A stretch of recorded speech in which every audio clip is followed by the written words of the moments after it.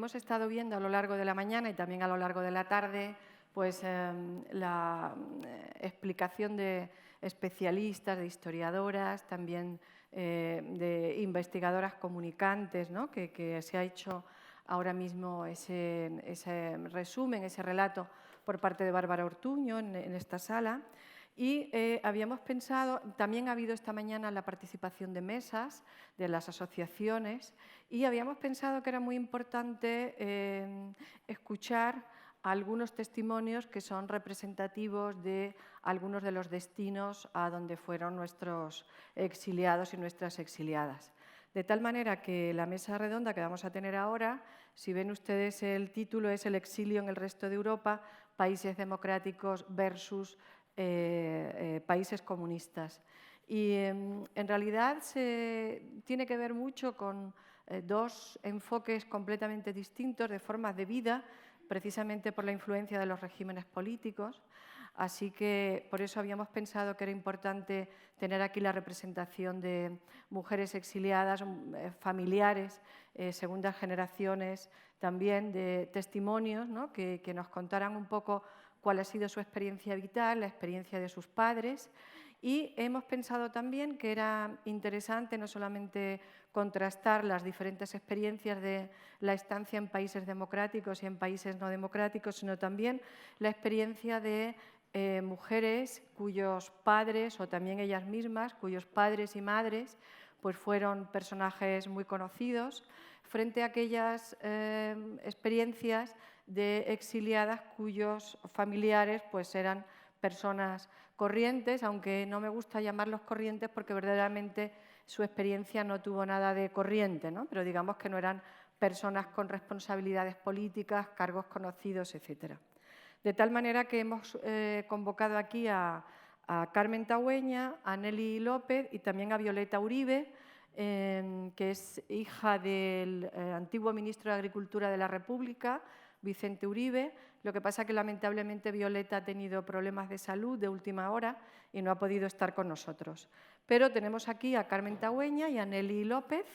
Ellas les van a hablar de su vida, pero solamente mencionarles el hecho de que Carmen Tagüeña Parga es hija de Manuel Tagüeña, responsable principal del Ejército del Ebro, un personaje de muchísima relevancia en la estrategia defensiva militar del Ejército Republicano, y su madre es Carmen Parga, que a lo largo de la mañana pues verdaderamente ha sido citada en muchas ocasiones, ¿no?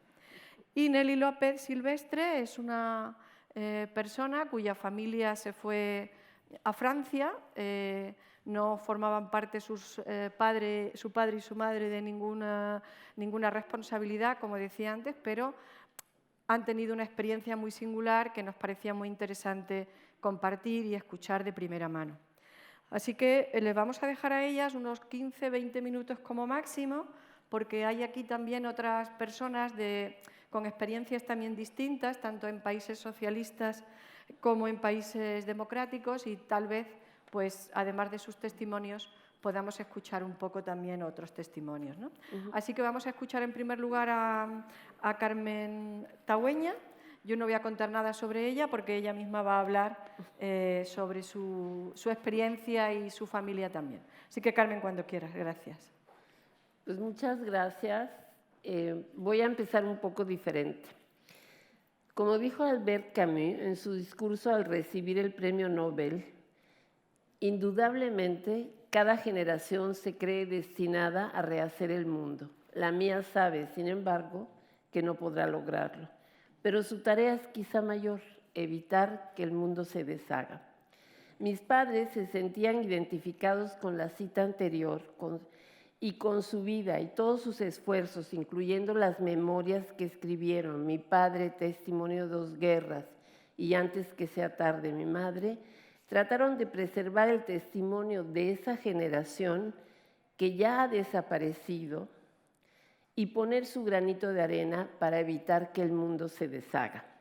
En ese orden de ideas se encaminan los esfuerzos de muchos españoles, que afortunadamente cada vez son mayores, y también en esa idea se inscribe este congreso. Y ahí es donde voy a dar las gracias. Le voy a dar las gracias a todos los que lo han organizado, en especial aquí a Matilde Eiroa, que es la que me metió en el lío de dar mi testimonio detrás de la cortina de hierro, porque yo era muy pequeña. Entonces realmente lo que estoy diciendo es, según nos lo explicó muy bien Josefina, estoy transmitiendo en general lo que me contaron o lo que leí, pero también hay algunas memorias propias que ya les contaré. Y también quiero darle las gracias a la UNED, no nada más por este congreso, sino por, de alguna manera, haber cobijado al Ateneo Español de México y a través, digamos, eso lo hizo el gobierno español, pero a través de la UNED, y el Ateneo Español de México tiene una muy digna sede en la universidad, en el plantel de la UNED en la Ciudad de México, y eso es de verdad de agradecer.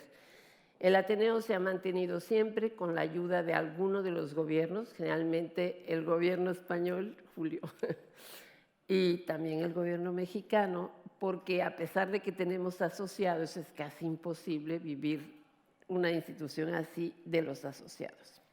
Bueno, ahora sí paso a explicar algo de mis padres. Manuel Tagüeña fue el oficial más joven del Ejército de la República, con la enorme responsabilidad de ser teniente coronel con mando de general. En 1938 era un joven de 25 años de edad, universitario brillante, el mejor de su generación, de la Universidad de Madrid, con estudios de doctorado en ciencias físico-matemáticas. Sin embargo, su encuentro con la historia fue comandar el 15 Cuerpo de Ejército de la República en el Ebro, más de 50,000 hombres en la famosa batalla.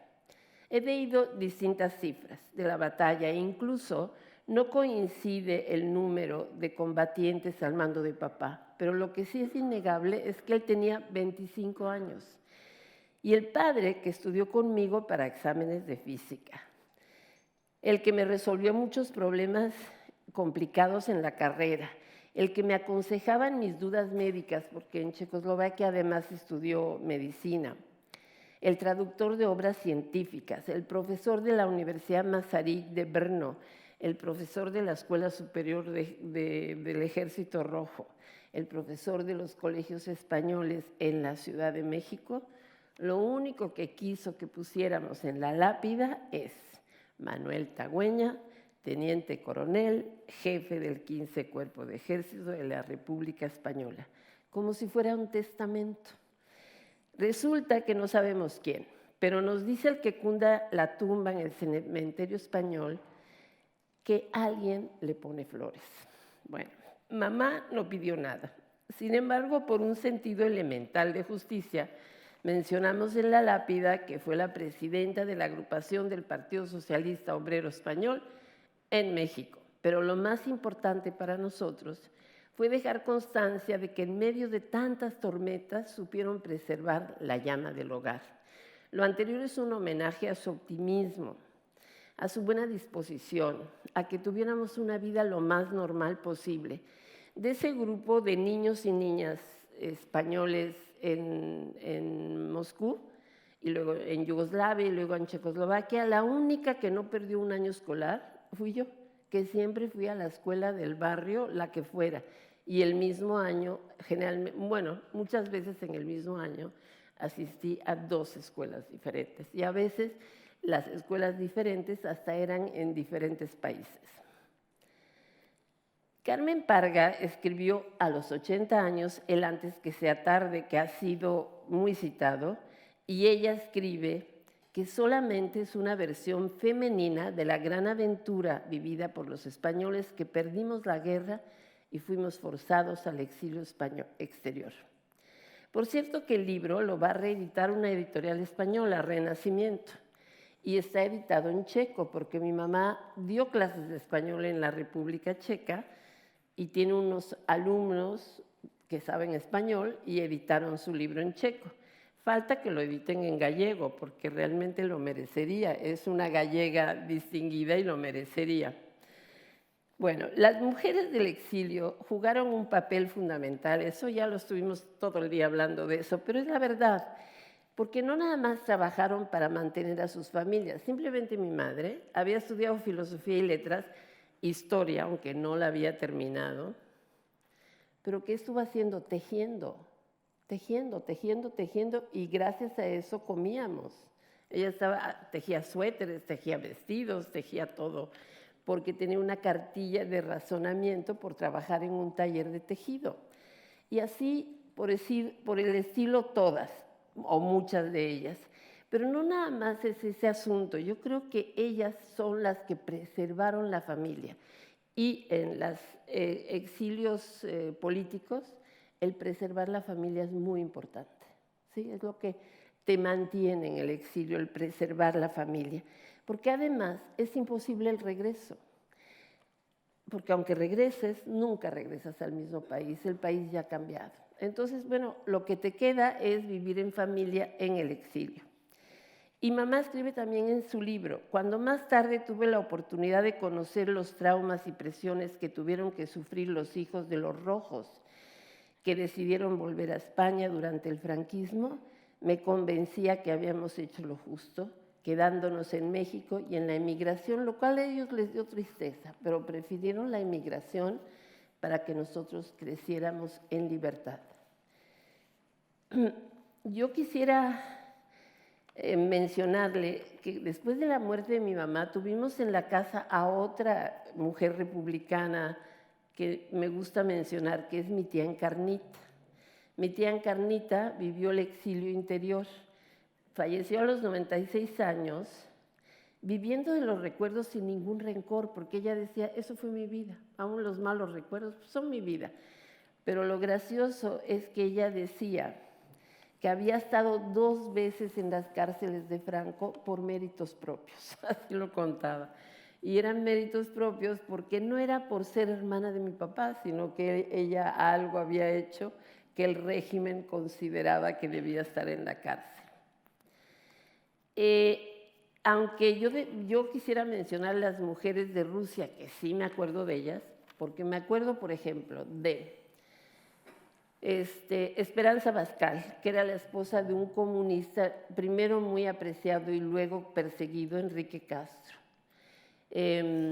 Carmen Alonso, que era una mujer costurera que había llegado a Rusia, mi mamá la había conocido porque les daban clases a las obreras en la época de la República, y que finalmente regresa, puede salir de Rusia porque el marido, al salir de un campo de concentración, la reclama y que acaba siendo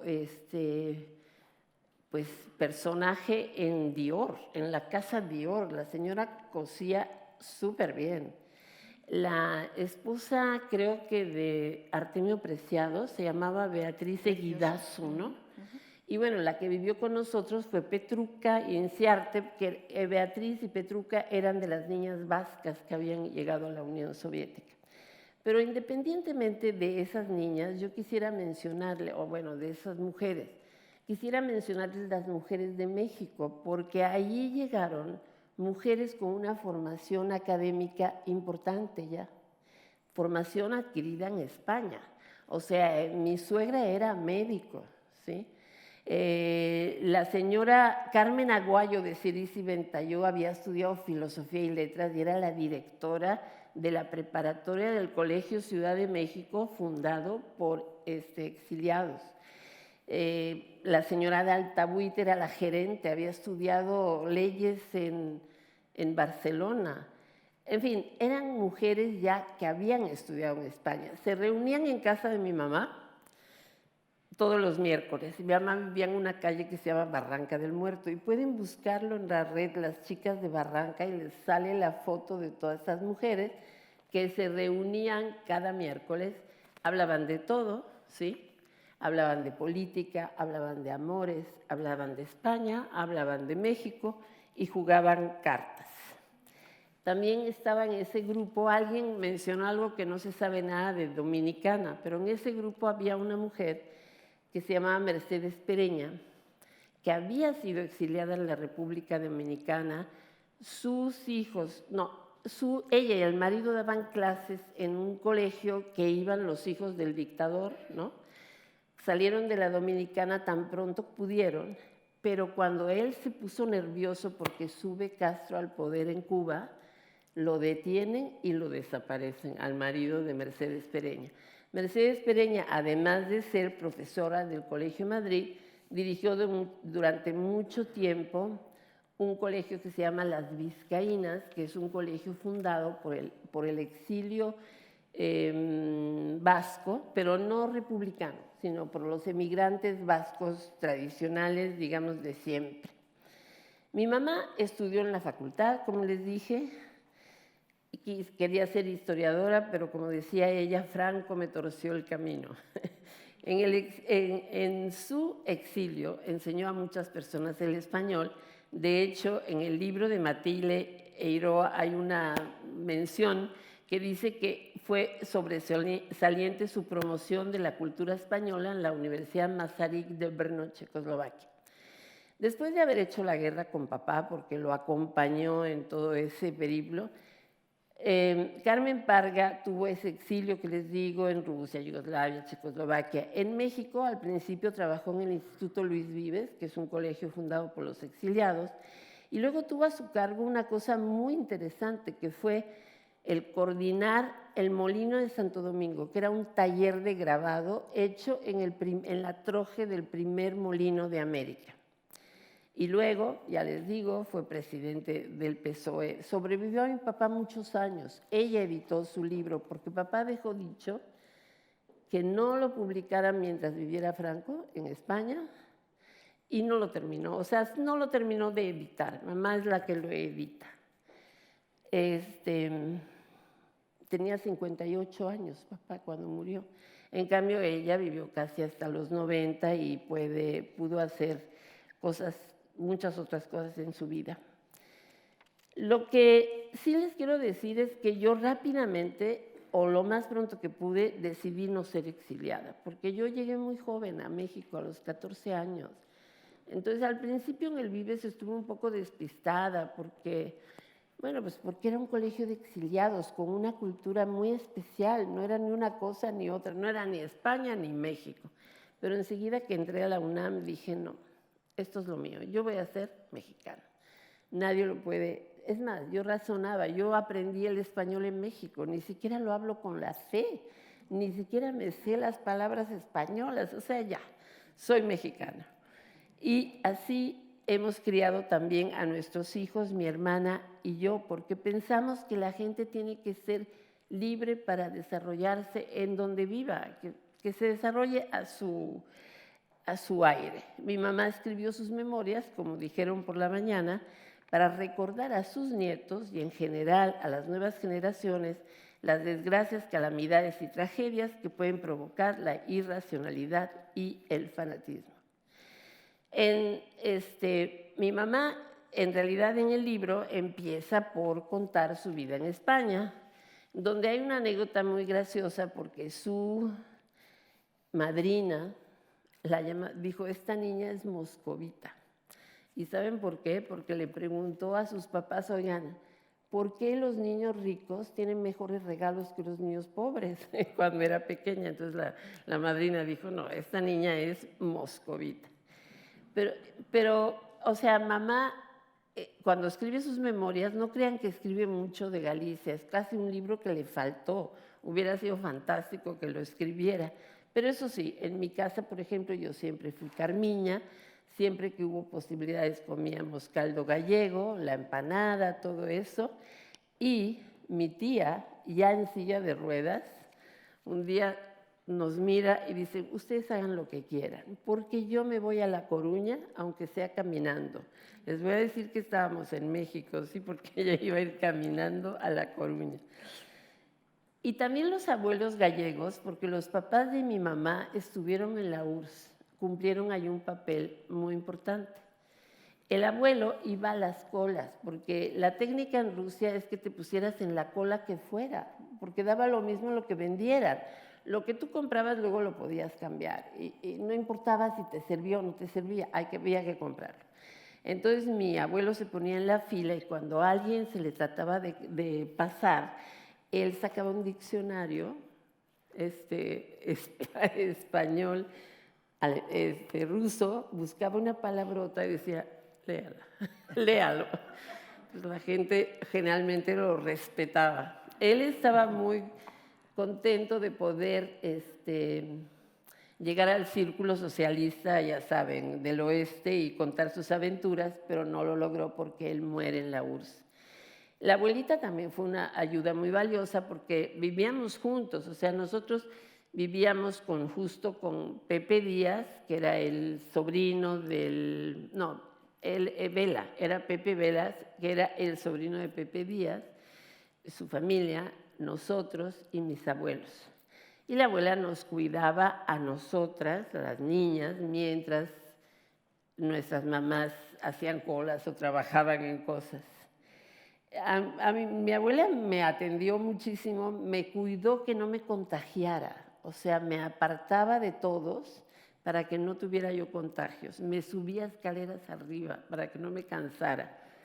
Pero yo le correspondí porque, por ejemplo, finalmente fui su compañera de ir a las iglesias, cuando pudimos ir en Yugoslavia. En Rusia no se pudo, pero en Yugoslavia. Mi abuela pues, era ir a una iglesia, no era católica, pero no importa. Nunca entendí sus explicaciones, o sea que nuestro Señor siempre fue el Señor de mi abuelita, pero yo iba con ella, ¿no? Íbamos con ella. En Yugoslavia, que además era muy gracioso, porque teníamos que ser rusos. Y mi abuela estaba sorda, sorda, sorda, y gritaba en español, y por muy locos que estuvieran los serbios, pues sabían que no éramos rusos, ¿no? Estaba clarísimo, ¿no? Mi papá sí llevaba uniforme ruso, pero nosotros no éramos rusos. Ahora, esto que les conté de mi mamá, hay una parte en el libro de mamá que cuenta que su primera vez que ella sintió que la política le interesaba fue cuando vio una manifestación de obreros en Ferrol, que todavía, como dice ella, no era del caudillo, porque se había declarado la república. Y entonces mi mamá sintió, esto es lo mío, ¿sí? Y siente que de esa manifestación a estar en el exilio, se le fue en tiempo como un suspiro. Eso fue el principio y acabó en el exilio muy pocos años después, en un barco que iba a ir del Havre a la Unión Soviética. De hecho, así fue. Y entonces, en el libro lo describe muy bonito, no se los puedo leer ahora, pero es muy, muy, muy tierno porque hay una foca que el rompehielos le hace una herida y entonces la foca empieza a quejarse y mamá dice que parece que fuera un niño. Dice, mientras los gritos de alegría saludaban a la tripulación del rompehielos, yo no podía apartar la vista del animal herido y una angustia especial se fue adueñando de mí. Sentí que, como el hielo, algo se estaba rompiendo y en ese momento perdí la guerra. Como una película en blanco y negro, fueron pasando por mi cabeza todos los horrores vividos. Los amigos perdidos para siempre, las humillaciones, las persecuciones y la degradación que esperaban a los que se habían quedado en España, lo cual pasó. Ahora, yo al reflexionar sobre la vida de mis padres, debo por lo pronto reconocer que ellos pudieron conservar su dignidad, lo cual no fue cierto para la mayoría muchos de los españoles republicanos, ¿no? Y algunos incluso la familia ni siquiera sabe dónde están enterrados, ¿no? Entonces, por lo pronto nosotros tuvimos en ese sentido una determinada normalidad en un país donde ustedes saben que Franco inmediatamente declaró que no había perdón para los vencidos, ¿sí? De hecho, mi papá llega a ir a España un ratito, lo dejan ir como 5 años después de su llegada a México, porque a su mamá le da un infarto y entonces le dan permiso, ¿no? Obviamente lo acompaña todo el tiempo un policía y él se da cuenta que no puede regresar a España, porque por un lado la gente esperaba de él, tenía el recuerdo de él, del héroe de la guerra. Y por otro lado, los franquistas hubieran sido muy felices que él declarara que estaba muy arrepentido de haber ido a la Unión Soviética, lo cual era cierto, pero él no lo iba a reconocer a Franco, porque dice, mientras los vencedores no acaben de una vez por todas con el espíritu de la guerra civil, mi puesto está y estará en el lado de los vencidos. Por este motivo no acepté la ayuda que me ofrecieron las autoridades españolas y volví a la emigración y a México, donde a la muerte de mi madre se nos unieron mi hermana y su hija. La hermana es justo esta tía Encarnita que yo les estaba contando. De hecho, mi papá, cuando vuelan a Yugoslavia, tiene todavía la esperanza que el comunismo en Yugoslavia pueda ser otra cosa que el comunismo en la Unión Soviética, porque estaba completamente demostrado que Stalin no iba a permitir una vida, digamos, digna, porque uno estaba viviendo para que nuestros ancestros vivan muy bien, pero ellos vivían muy mal, ¿sí? Como decía Esperanza Bascal, hombre, no había ni unas tijeras, y entonces decían, oye, y es que están haciendo tanques, le decía la gente muy política. Entonces ella decía, pero de los recortes, caray, ¿por qué no de los recortes en las tijeras? Pero bueno, lo que quiero decirles es que a mi papá le costó mucho trabajo aceptar que se había equivocado. Ahora, él no se equivocó para pasarse a ningún otro bando, es lo que él quiere que quede claro. Él se equivocó, pero no quiere decir que se haya pasado al otro bando. En cambio, mi mamá lo resolvió más rápidamente. O sea, la esposa de su hermano, después de luchar meses en la Segunda Guerra Mundial, la llama al comisario. Cuando ya van a llegar a Berlín las tropas soviéticas, la llama al comisario, ella regresa, se acuesta, se tapa con la manta y se suicida. Entonces nunca supieron qué le había dicho, era una familia perseguida políticamente, pero mi mamá sí cuenta en el libro, y esa noche dejé de ser comunista. Aunque ella siempre destaca que nunca fue, porque ella era joven comunista, nunca tuvo el carné del Partido Comunista. En Checoslovaquia la situación fue especial porque yo no sé si ustedes recuerdan, seguro que sí, porque son historiadores, que Stalin se va contra Tito, ¿sí?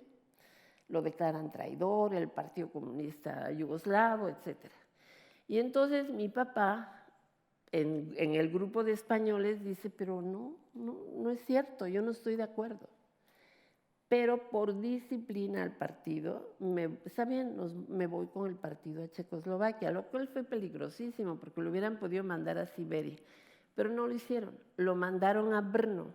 Entonces, en Praga se queda el grueso de ese grupo de combatientes de la guerra civil y sus familias, y nosotros nos mandan a Brno, que es cuando mi papá rehace su carrera académica, estudia medicina, y mi mamá da clases de español.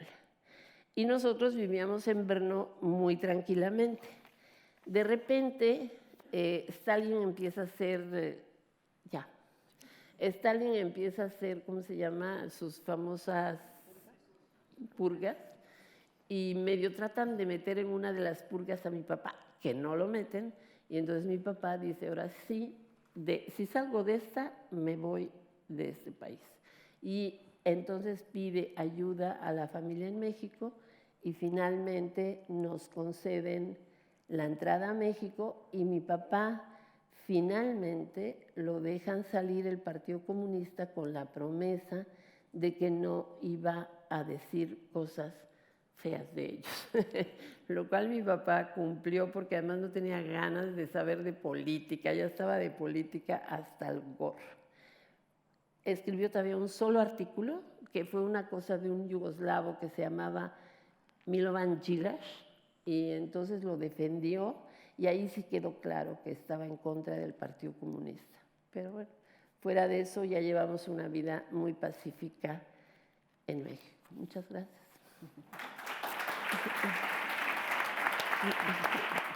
Tomás, yo te lo he puesto para ti.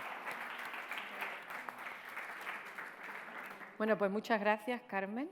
Damos la palabra a Nelly, cuando quieras. Gracias. Pues yo voy a hablar como hija, como nieta, como prima, como hermana,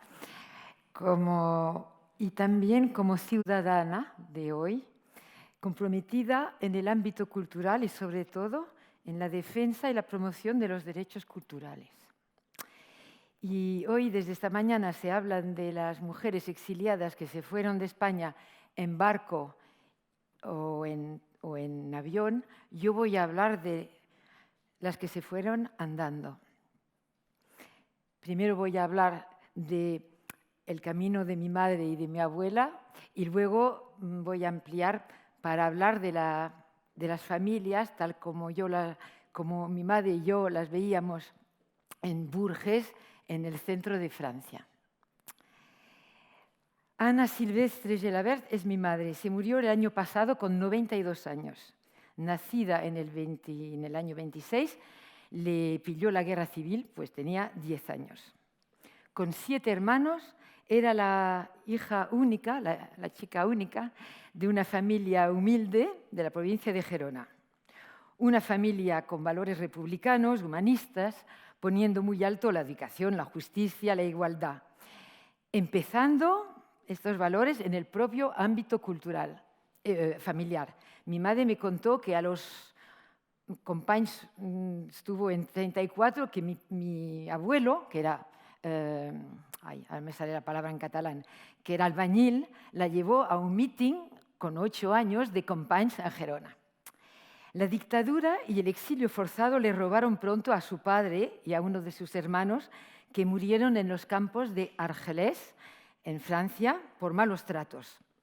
No tenían medicamentos y se murieron allí. Así que se quedó mi abuela con los 7 hijos.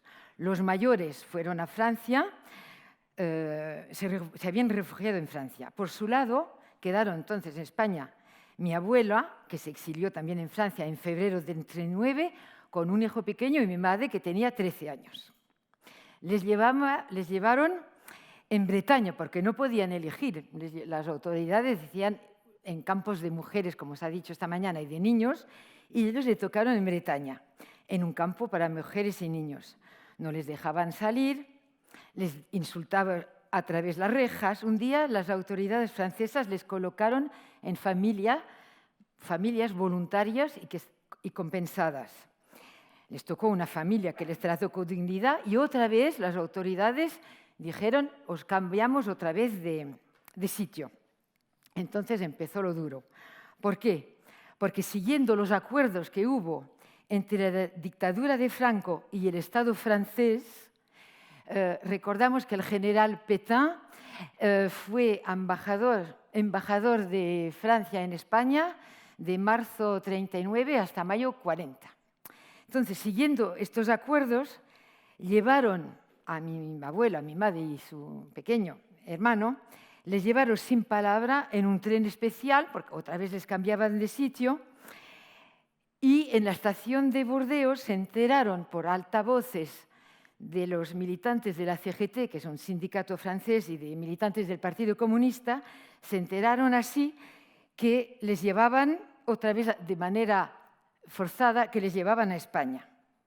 Mi madre se acordaba perfectamente que mi abuela tuvo pues unos segundos para decidir si se tiraban los 3 por la ventana o no.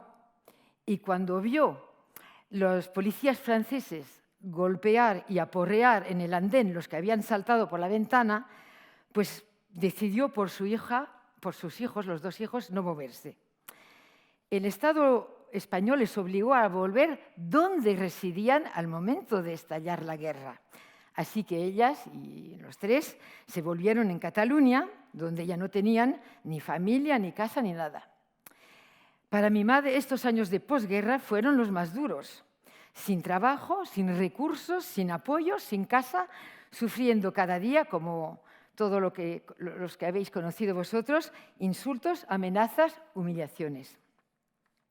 Para dar un techo y salvar del hambre a su madre y su hermano pequeño, mi madre decidió casarse con un campesino de allí, pero al día siguiente de la boda él dijo que no quería saber nada de su abuela y de su hermano. Nació mi hermano 3 años después, en el año 43. Mientras tanto, los hermanos habían ido a trabajar en Francia y mandaban dinero para que su madre y mi madre se escapen de la dictadura. Mi abuela lo intentó, pero los guardias civiles la cogieron y la detuvieron en la cárcel de Gerona. Mi madre, que entonces no pesaba 60 kilos, con una bicicleta prestada, hacía cada domingo el viaje hasta Gerona, 62 kilómetros, para darle ánimos, la ropa limpia y un poquito de comer. Y luego, cuando salió de la cárcel, mi abuela otra vez intentó pasar la frontera, siempre andando, como la gente humilde, y esta vez lo logró. Entonces se quedaba mi madre y su hija de 3 años sola allí en España. Con la voluntad de las personas que no se someten, mi madre decidió sola, con 20 años, sacar a su hija de un ambiente familiar hostil y de este régimen fascista. Buscó de escondidas los recursos para huir con su hija, ya que el régimen franquista no autorizaba el divorcio. Cuando la niña, mi hermana, tuvo 3 años, en el año 46, mi madre salió de España andando hasta Perpiñán, atravesando los Pirineos en pleno invierno, con la niña a hombros, con 2 guías que servían de guía por las montañas. La familia logró reunirse en el centro de Francia y allí mi madre encontró el amor de su vida, un joven exiliado español, procedente de una familia humilde de Castilla, de la provincia de Toledo, que se había refugiado también pasando por los campos como los otros. Y se había refugiado allí con su hermano mayor.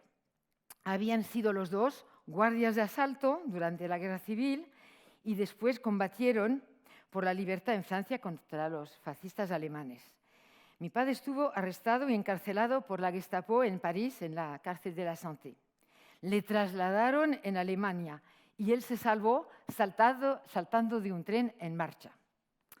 Siguió después, al volver, siguió actuando en la resistencia contra la ocupación alemana.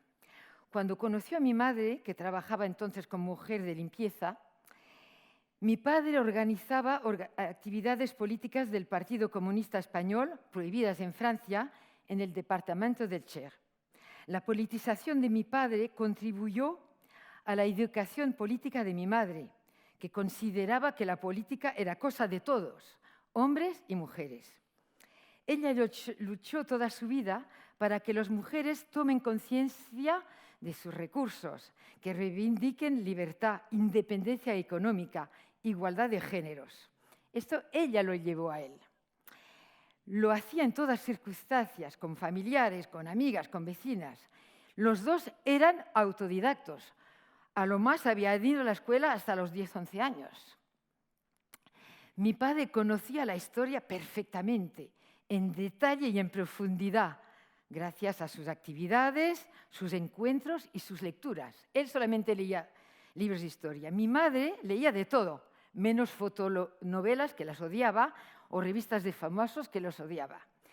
A los 87 años, unos amigos investigadores le ofrecieron un libro sobre los chimpancés en África. Se leyó el libro entero de 300 páginas.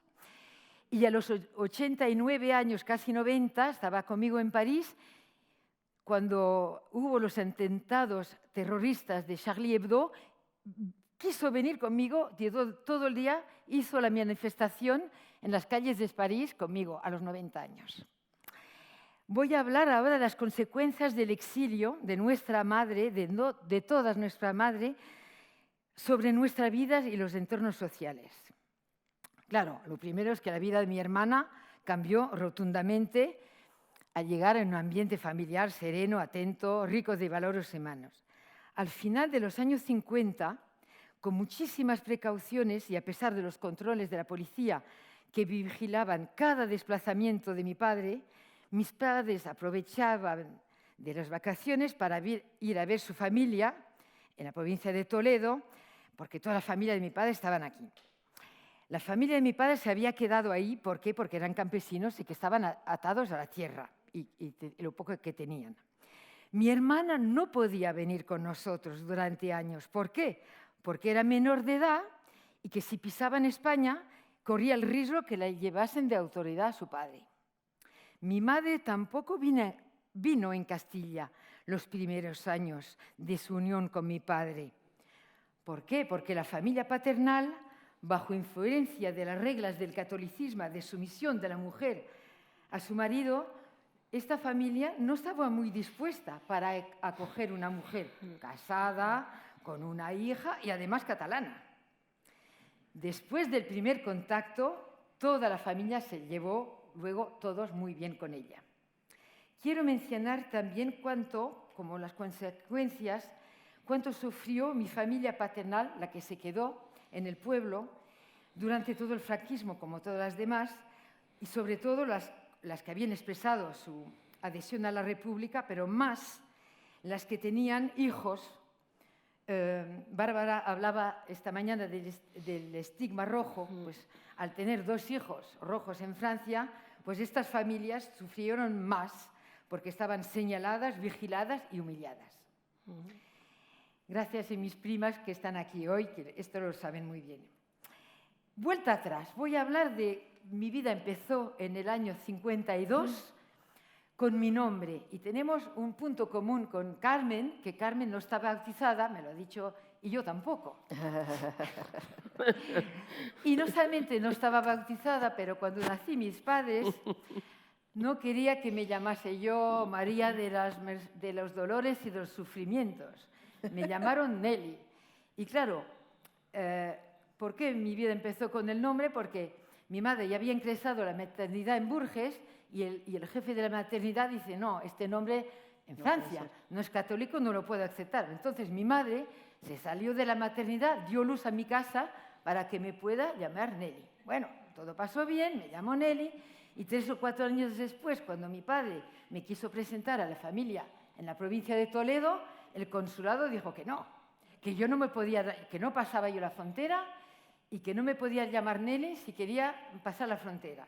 Es la primera y única vez que me acuerdo de la rabia de mi padre, que alguien muy calma, pero yo creo que lo primero que me acuerdo de mi padre es la rabia que le dio y me tuvieron que llamar, me llamaron Elena para pasar la frontera. Y anteriormente, cuando mis padres decidieron vivir juntos, no podían casarse, porque mi madre todavía no podía divorciarse de España. Y como ellos, mis padres, eran muy respetuosos de las reglas sociales, no estaban a gusto con esta situación de no estar casados. Cuando yo nací, ¿qué es lo que llevaba en el libro de familia? Yo ponía Nelly, hija de nombre de mi padre y de madre desconocida.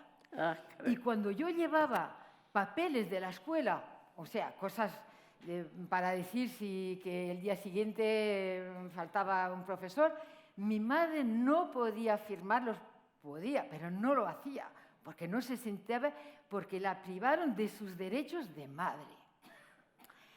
Luego, por esto, como no me pudieron poner el apellido de mi madre en mi... a ver si me equivoco, no me lo pudieron poner en mi nombre, el apellido me lo pusieron en mi nombre. Mis padres valoraban mucho los estudios y a mí me gustó enseguida ir a la escuela y aprender. Así que cuando tuve 10 años, para tener una beca, decidieron ponérmela porque tenía que optar y me pusieron, optaron por la nacionalidad española.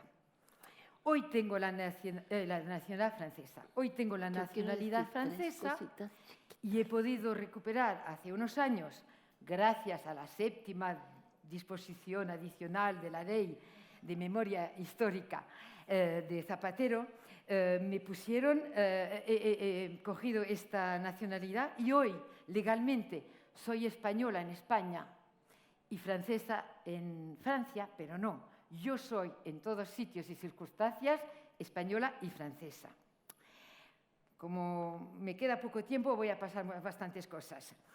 Otro rasgo notable de nuestra educación fue la educación política y social que tuvimos.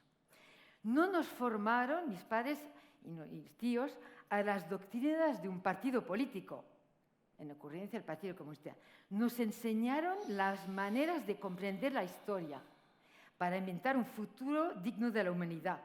A través de lo que eran y de lo que hacían, nos demostraron la dignidad de la política, nos demostraron el beneficio de leer, de informarse, etc. Nos enseñaron a decir que no, pensar por nosotros mismos, no aceptar ningún tipo de dominación. Nos aprendieron los valores de la República Española por la que habían luchado. Mi padre, ¿y cuáles eran los entornos sociales y culturales? Mis padres en el exilio en Francia tuvieron dos entornos.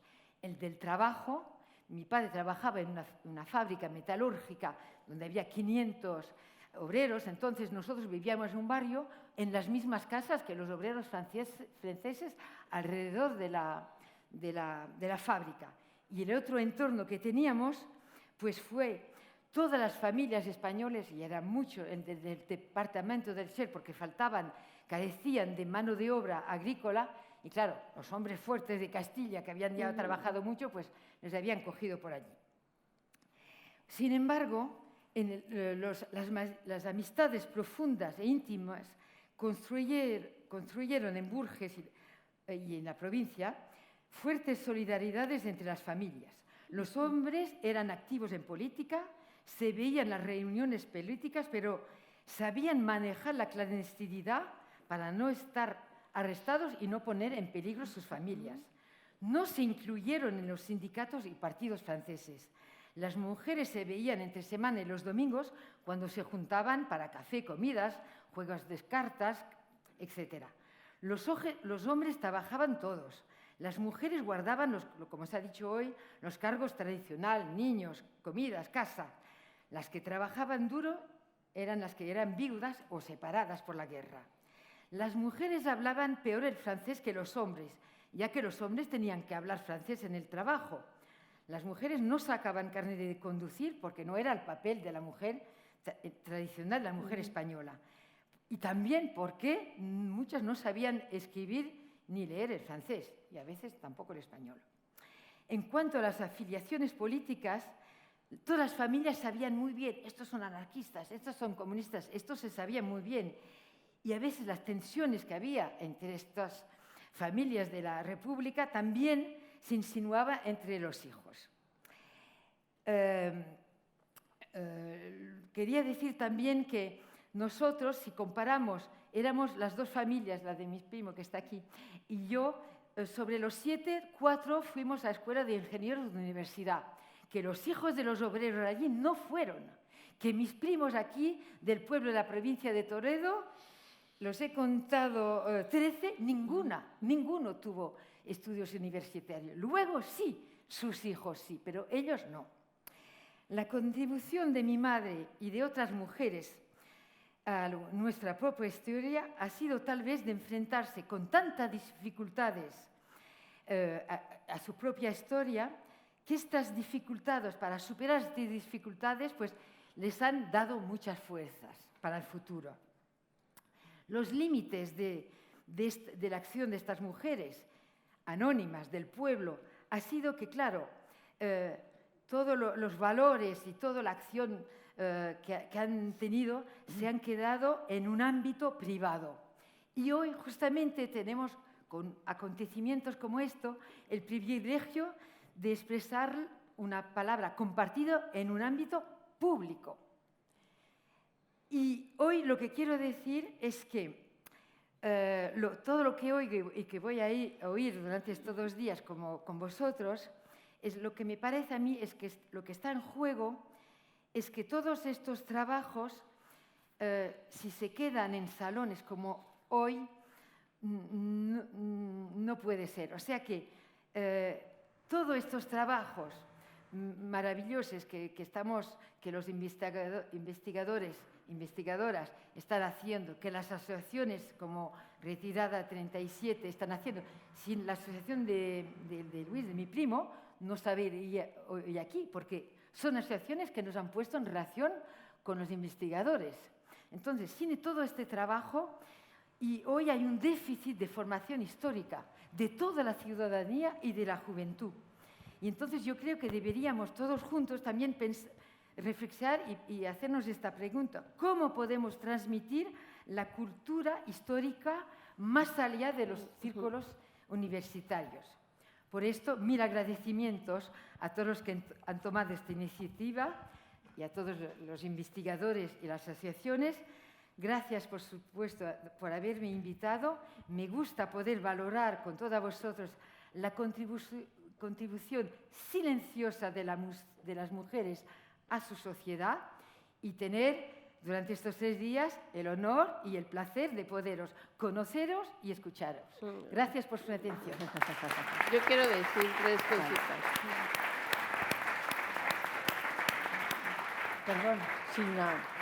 Bien, muchas gracias. Carmen quería puntuar algo, ¿no? Sí. 4 cositas, 3 o 4 cosas. Una, en relación a lo que acaba de decir ella, yo tengo una cosa escrita que quien quiera se lo puedo mandar por email, ¿no? Y es una manera de contribuir en conocimiento, aunque no es nada notable. Eso es lo primero. Lo segundo, yo también me costó recuperar mi nombre, porque yo tuve durante muchos años un acta de nacimiento en el que me llamaba Carmen Mikhailovna Tarasova, o sea, no era Carmen Tagüeña Parga. Sí era hija de Carmen Parga, pero no de Manuel Tagüeña, porque él era Mikhail Tarasov.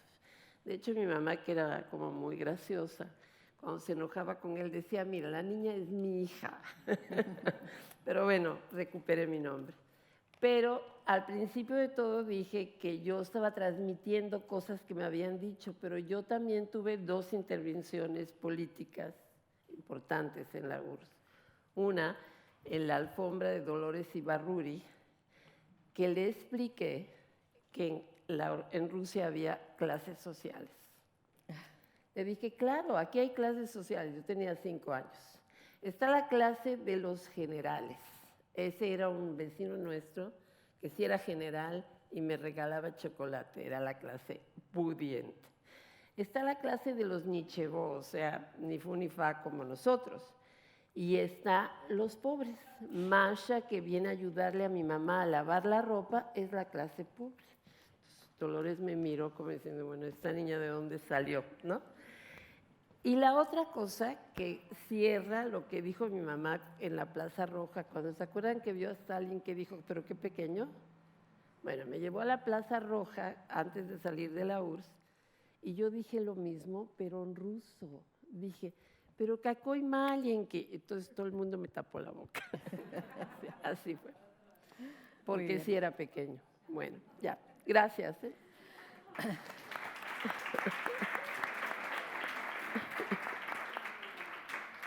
Tenemos 2 minutos exactamente por si alguna pregunta, alguna intervención, antes de pasar al Círculo de Bellas Artes, a la inauguración de la exposición. Las fotos que pusimos son del libro de mi mamá, de Antes que sea tarde. Esas son las que pasaron, son de ese libro. Que ya ven que está ella frente a la Facultad de Filosofía y Letras, ¿sí? Que era su... Bien, ¿alguna intervención? ¿Sí? Venga. 2 minutos, vale. Yo soy Margarita de Berlín. Sí. Nací en el primer exilio de mis padres en Perpiñán. Ellos se conocieron en un campo de Argelès. Mi madre y mi padre formaron después, cuando ya la guerra terminó. Bueno, no voy a contar todo eso, pero para decir que estoy aquí por mi propia voluntad. Nadie me ha invitado, nadie me ha llamado, pero mi corazón me dice, y ese corazón viene de mi madre, de mis padres. Tú tienes que ir allí porque vas a encontrar mujeres con el mismo destino de todos nosotros.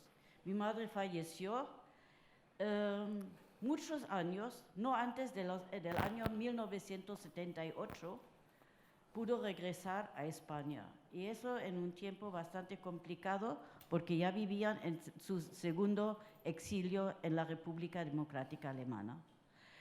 Yo quiero deciros que estoy muy contenta que hagamos todos nosotros esa conferencia en honor de nuestras madres, de nuestras abuelas, tías, primas que han sufrido el exilio bajo condiciones muy diferentes.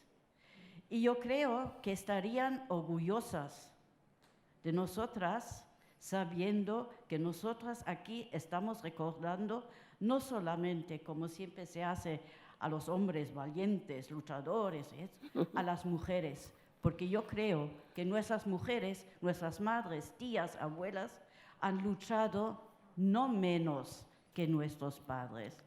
Y no solo han estado en la máquina de coser, sino hicieron otras cosas también muy, muy importantes. Yo sé que mi madre, embarazada 3 veces, pasaba documentos y gente a través de la frontera de Perpiñán, gente que tenía que pasar la frontera a España. Ella llevaba documentos debajo del vestido y los llevaba por unos caminos clandestinos para que se fuesen a España. Yo creo que todas nosotras, no sé si estaríamos capaces ahora de hacer eso. Por eso yo creo que es muy importante que recordemos todo eso.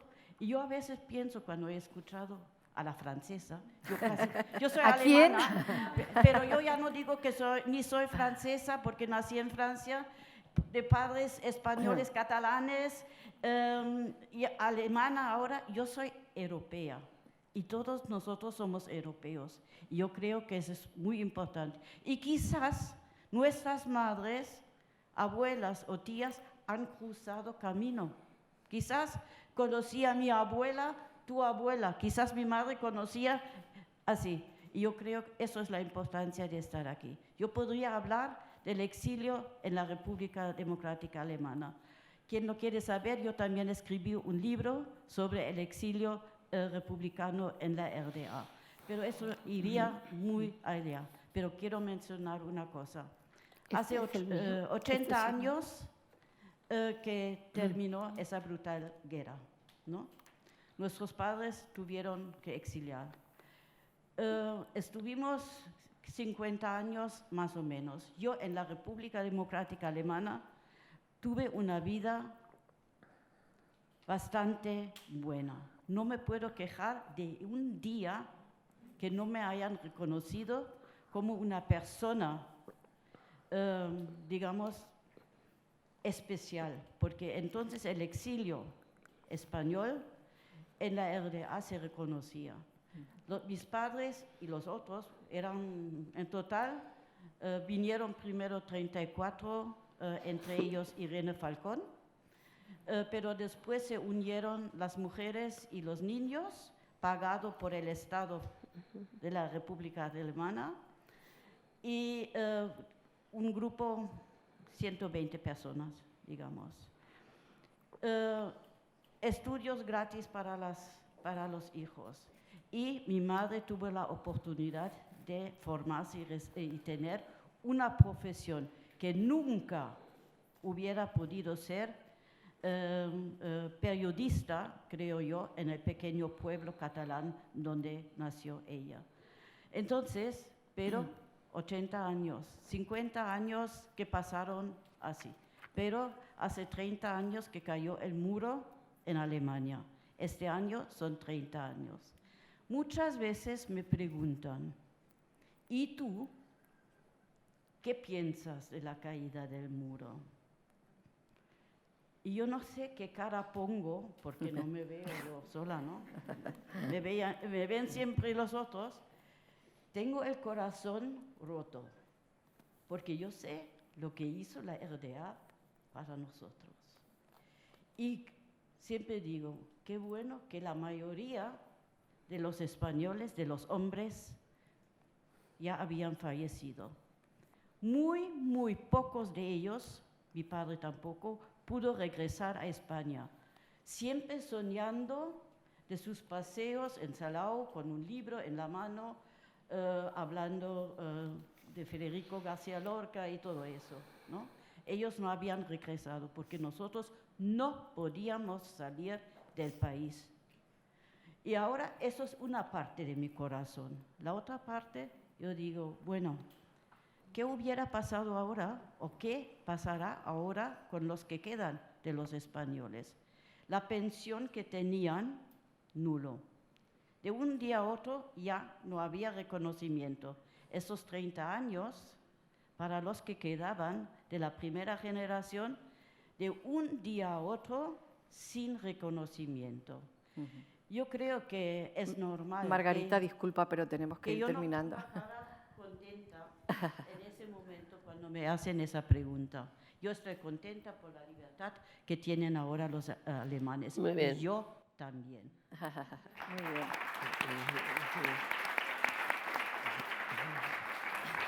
Oye, Matilde, gracias. Sí. Bueno, muchas gracias también, Margarita, por tu aportación.